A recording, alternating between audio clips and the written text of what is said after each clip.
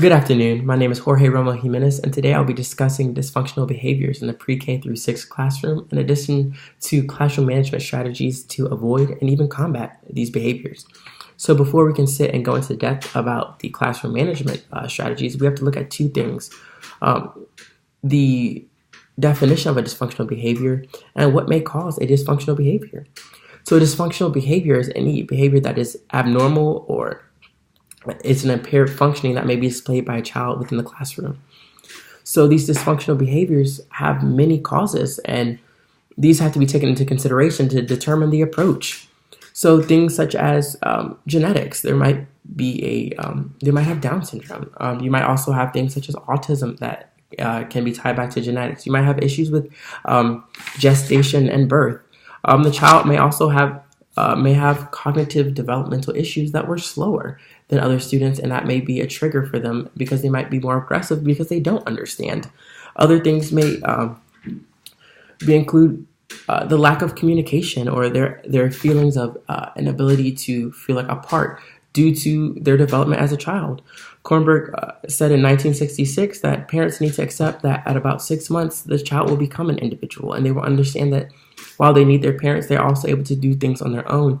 And the inability for a parent to accept this can be detrimental to a child's development, and this can turn into dysfunction. So the family development is important. You also want to look at the type of home that these students are coming from. So if you have high-income homes versus Title I homes, it's going to give you a different type of student. They're going to have different experiences. They're going to have different forms of development, and therefore they're going to need to be approached differently.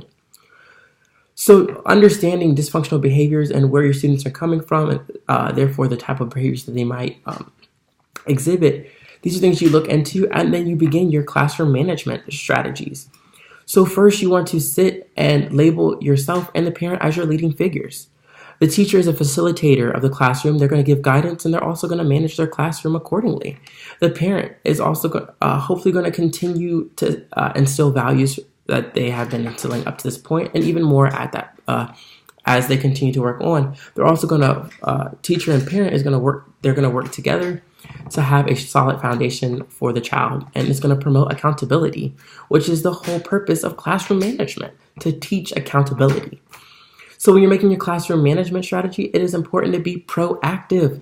Set your expectations as soon as the students walk through the door. Let them know what's acceptable, what's going to be praised, consequences for bad actions, and incentives. Let them know why they want to do what's right.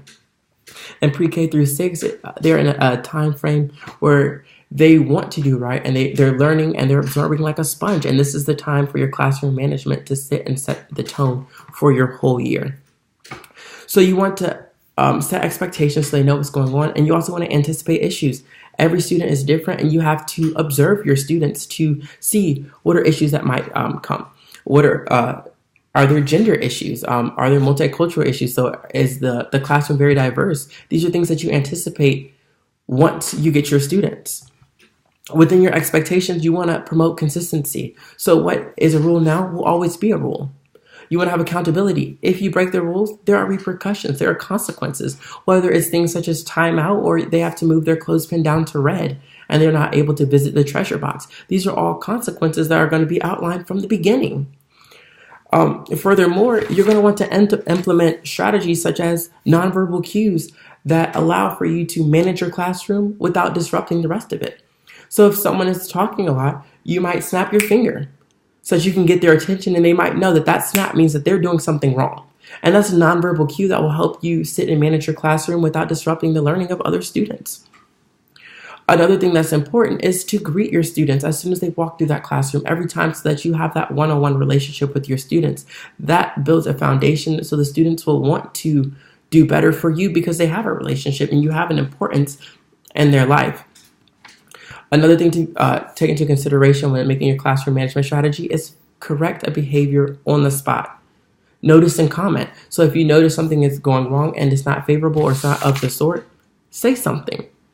But this also leads into interventions. So you have timeouts and things of the sorts. However, there are going to be cognitive interventions that need to be taken outside of the classroom that you might not be able to do. So you have to be willing to seek guidance and things of the sort and the parent-teacher communication to get outside intervention. Thank you.